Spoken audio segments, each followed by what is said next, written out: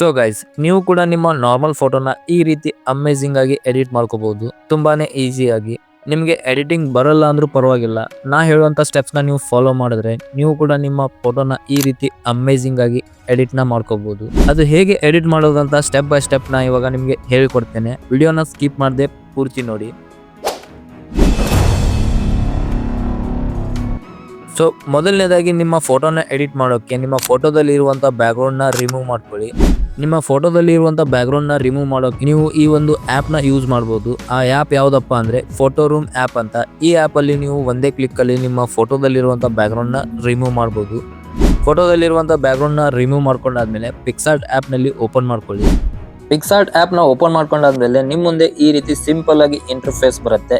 ಇಲ್ಲಿ edit photo ಮೇಲೆ click ಮಾಡ್ಕೊಳ್ಳಿ. ಅದೇ ರೀತಿ ಇಲ್ಲಿ ಬ್ಯಾಕ್ ಗ್ರೌಂಡ್ ಅಂತ ಕಾಣ್ತಾ ಇರಬಹುದು, ಇದ್ರ ಮೇಲೆ ಕ್ಲಿಕ್ ಮಾಡ್ಕೊಂಡು ಒಂದು ವೈಟ್ ಬ್ಯಾಕ್ ಗ್ರೌಂಡ್ ನ ಆಡ್ ಮಾಡ್ಕೊಳ್ಳಿ. ಈ ರೀತಿ ಒಂದು ವೈಟ್ ಬ್ಯಾಕ್ ಗ್ರೌಂಡ್ ನ ಆಡ್ ಮಾಡ್ಕೊಂಡಾದ್ಮೇಲೆ ಇಲ್ಲಿ ಕೆಳಗಡೆ ಈ ರೀತಿ ಸ್ಲೈಡ್ ಮಾಡಿ ಇಲ್ಲಿ ಆಡ್ ಫೋಟೋ ಅಂತ ಕಾಣ್ತಾ ಇರಬಹುದು ನಿಮಗೆ. ಈ ಆಡ್ ಫೋಟೋ ಮೇಲೆ ಕ್ಲಿಕ್ ಮಾಡ್ಕೊಳ್ಳಿ. ಆಡ್ ಫೋಟೋ ಮೇಲೆ ಕ್ಲಿಕ್ ಮಾಡ್ಕೊಂಡ್ರೆ ನಿಮ್ಮ ಗ್ಯಾಲರಿ ಓಪನ್ ಆಗುತ್ತೆ. ಅಲ್ಲಿಂದ ನಿಮ್ಮ ಫೋಟೋನ ಆಡ್ ಮಾಡ್ಕೊಳ್ಳಿ. ಸೊ ಈ ರೀತಿ ನಿಮ್ಮ ಫೋಟೋನ ಆಡ್ ಮಾಡ್ಕೊಂಡಾದ್ಮೇಲೆ ನೀವು ನೋಡಬಹುದು ಈ ರೀತಿ ನೀವು ಅಡ್ಜಸ್ಟ್ ಕೂಡ ಅದನ್ನ ಮಾಡಬಹುದು. ಇಲ್ಲಿ ಏರೋ ಮಾರ್ಕ್ ಅಂತ ಇರಬಹುದು ನಿಮಗೆ, ಇದ್ರ ಮೇಲೆ ಕ್ಲಿಕ್ ಮಾಡ್ಕೊಂಡು ಈ ರೀತಿ ನೀವು ಅಡ್ಜಸ್ಟ್ ಕೂಡ ಮಾಡ್ಕೋಬಹುದು. ಸೊ ಈ ರೀತಿ ಆಡ್ ಮಾಡ್ಕೊಂಡಾದ್ಮೇಲೆ ಜಸ್ಟ್ ಈ ರೀತಿ ಕಾರ್ನರ್ ನಲ್ಲಿ ಸೆಟ್ ಮಾಡ್ಕೊಳ್ಳಿ. ಈ ರೀತಿ ಸೈಜ್ ನ ಇಡ್ತಾ ಇದ್ದೀನಿ. ಸೊ ಈ ರೀತಿ ಸೆಟ್ ಮಾಡ್ಕೊಂಡಾದ್ಮೇಲೆ ನೆಕ್ಸ್ಟ್ ಏನ್ ಮಾಡ್ಬೇಕಪ್ಪ ಅಂದ್ರೆ ಇಲ್ಲಿ ಲೇಯರ್ಸ್ ಮೇಲೆ ಕ್ಲಿಕ್ ಮಾಡ್ಕೊಳ್ಳಿ. ಅದೇ ರೀತಿ ಈ ಫೋಟೋನ ಡೂಪ್ಲಿಕೇಟ್ ಮಾಡ್ಕೊಳ್ಳಿ. ಸೊ ಈ ರೀತಿ ಡೂಪ್ಲಿಕೇಟ್ ಮಾಡ್ಕೊಂಡಾದ್ಮೇಲೆ ಡೂಪ್ಲಿಕೇಟ್ ಮಾಡಿದಂತ ಫೋಟೋ ಈ ರೀತಿ ಬ್ಯಾಕ್ ಗ್ರೌಂಡ್ ಅಲ್ಲಿ ಈ ರೀತಿ ಸೆಟ್ ಮಾಡ್ಕೊಂಡಾದ್ಮೇಲೆ ಇಲ್ಲಿ ಮೇಲ್ಗಡೆ ನಿಮಗೆ ಇರೇಸರ್ ಕಾಣ್ತಾ ಇರಬಹುದು, ಇದ್ರ ಮೇಲೆ ಕ್ಲಿಕ್ ಮಾಡ್ಕೊಳ್ಳಿ. ಅದೇ ರೀತಿ ಇಲ್ಲಿ ಎರೇಸ್ ಮೇಲೆ ಕ್ಲಿಕ್ ಮಾಡ್ಕೊಂಡು ಇದರ ಬ್ರಷ್ ಸೈಜ್ 100% ಮಾಡ್ಕೊಳ್ಳಿ. ಅದೇ ರೀತಿ ಇದರ ಹಾರ್ಡ್ನೆಸ್ ಏನಿದೆ ಅದನ್ನ ಸ್ವಲ್ಪ ಕಡಿಮೆ ಮಾಡ್ಕೊಳ್ಳಿ. ಈ ರೀತಿ ನಿಮ್ಮ ಅಕಾರ್ಡಿಂಗ್ ಕಡಿಮೆ ಮಾಡ್ಕೊಂಡಾದ್ಮೇಲೆ ಸೊ ಈ ರೀತಿ ಕೆಳಗಡೆ ಫೇಡ್ ಮಾಡ್ಕೊಳ್ಳಿ. ಇರೇಸರ್ ನಿಂದ ನೀವು ನೋಡ್ಬೋದು ಯಾವ ರೀತಿ ಕಾಣ್ತಾ ಇದೆ ಅಂತ. ಈ ರೀತಿ ಫೇಡ್ ಮಾಡ್ಕೊಂಡಾದ್ಮೇಲೆ ನೆಕ್ಸ್ಟ್ ಏನ್ ಮಾಡ್ಬೇಕಪ್ಪ ಅಂದ್ರೆ ಇಲ್ಲಿ ಕೆಳಗಡೆ ನಿಮಗೆ ಅಡ್ಜಸ್ಟ್ ಅಂತ ಕಾಣ್ತಾ ಇರ್ಬೋದು, ಅಡ್ಜಸ್ಟ್ ಮೇಲೆ ಕ್ಲಿಕ್ ಮಾಡ್ಕೊಳ್ಳಿ. ಅದೇ ರೀತಿ ಸ್ಯಾಚುರೇಷನ್ ಮೇಲೆ ಕ್ಲಿಕ್ ಮಾಡ್ಕೊಳ್ಳಿ. ಸ್ಯಾಚುರೇಷನ್ ಮೇಲೆ ಕ್ಲಿಕ್ ಮಾಡ್ಕೊಂಡು ಇದರ ಅಮೌಂಟ್ ಅಂತ ಕಾಣ್ತಾ ಇರ್ಬೋದು, ಇದರ ಅಮೌಂಟ್ ಏನಿದೆ ಇದನ್ನ ಪೂರ್ತಿಯಾಗಿ ಈ ರೀತಿ ಮೈನಸ್ ಮಾಡ್ಕೊಳ್ಳಿ 100%.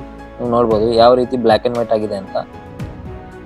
ಇದನ್ನ ಓಕೆ ಮಾಡ್ಕೊಂಡು ಅದೇ ರೀತಿ ಇಲ್ಲಿ ಕೆಳಗಡೆ ನಿಮಗೆ ಒಪಾಸಿಟಿ ಅಂತ ಕಾಣ್ತಾ ಇರ್ಬೋದು, ಇದರ ಒಪಾಸಿಟಿ ನಿಮ್ಮ ಅಕಾರ್ಡಿಂಗ್ ಇದನ್ನ ಕಡಿಮೆ ಮಾಡ್ಕೊಳ್ಳಿ. ನೀವು ನೋಡ್ಬೋದು ಯಾವ ರೀತಿ ಕಾಣ್ತಾ ಇದೆ ಅಂತ.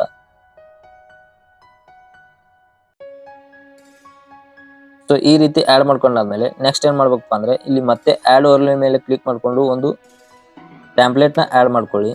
ಸೊ ಈ ರೀತಿ ಒಂದು ಟ್ಯಾಂಪ್ಲೇಟ್ ಇದೆ. ಈ ಟ್ಯಾಂಪ್ಲೇಟ್ ನನ್ನ ಟೆಲಿಗ್ರಾಮ್ ಚಾನಲ್ ನಲ್ಲಿ ಆಡ್ ಮಾಡಿರ್ತೀನಿ, ಅಲ್ಲಿಂದ ನೀವು ಡೌನ್ಲೋಡ್ ಮಾಡ್ಕೋಬಹುದು.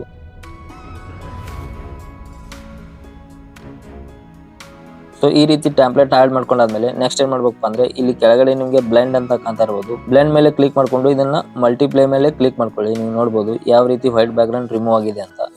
ಈ ರೀತಿ ವೈಟ್ ಬ್ಯಾಕ್ ಗ್ರೌಂಡ್ ನ ರಿಮೂವ್ ಮಾಡ್ಕೊಂಡಾದ್ಮೇಲೆ ನೆಕ್ಸ್ಟ್ ಇಲ್ಲಿ ಲೇಯರ್ಸ್ ಮೇಲೆ ಕ್ಲಿಕ್ ಮಾಡ್ಕೊಂಡು ಈ ಟ್ಯಾಂಪ್ಲೇಟ್ ಏನಿದೆ ಈ ರೀತಿ ಕೆಳಗಡೆ ಹಾಕೊಳ್ಳಿ. ನೀವು ನೋಡ್ಬೋದು ಯಾವ ರೀತಿ ಹಿಂದ್ಗಡೆ ಹೋಗಿದೆ ಅಂತ. ಈ ರೀತಿ ಹಾಕೊಂಡಾದ್ಮೇಲೆ ನೆಕ್ಸ್ಟ್ ಇದರಲ್ಲಿ ಇವಾಗ ಟೆಕ್ಸ್ಟ್ ನ ಆಡ್ ಮಾಡೋಣ. ಇಲ್ಲಿ ಟೆಕ್ಸ್ಟ್ ಮೇಲೆ ಕ್ಲಿಕ್ ಮಾಡ್ಕೊಂಡು ಟೆಕ್ಸ್ಟ್ ನ ಆಡ್ ಮಾಡ್ಕೊಳ್ಳಿ.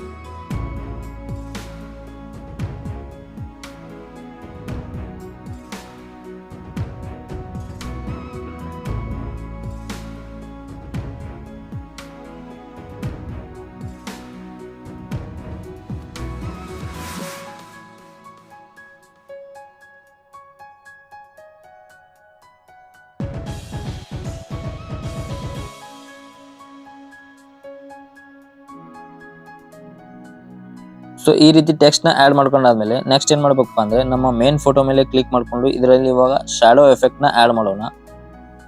ಇಲ್ಲಿ ಶಾಡೋ ಅಂತ ಕಾಣ್ತಾ ಇರ್ಬೋದು, ಇದ್ರ ಮೇಲೆ ಕ್ಲಿಕ್ ಮಾಡ್ಕೊಂಡ್ರೆ ನಿಮ್ ಮುಂದೆ ಈ ರೀತಿ ಇಂಟರ್ಫೇಸ್ ಬರುತ್ತೆ.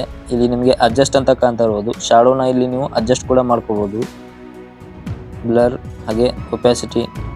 ಸೊ ಈ ರೀತಿ ನೀವು ಕಂಟ್ರೋಲ್ ಕೂಡ ಮಾಡ್ಕೋಬಹುದು. ಅದೇ ರೀತಿ ಇಲ್ಲಿ ಪೊಸಿಷನ್ ಅಂತ ಇದೆ, ಪೊಸಿಷನ್ ಮೇಲೆ ಕ್ಲಿಕ್ ಮಾಡ್ಕೊಂಡು ನಿಮ್ಗೆ ಯಾವ ಕಡೆ ಬೇಕೋ ಆ ಕಡೆ ನೀವು ಶಾಡೋನ ಇಟ್ಕೋಬಹುದು.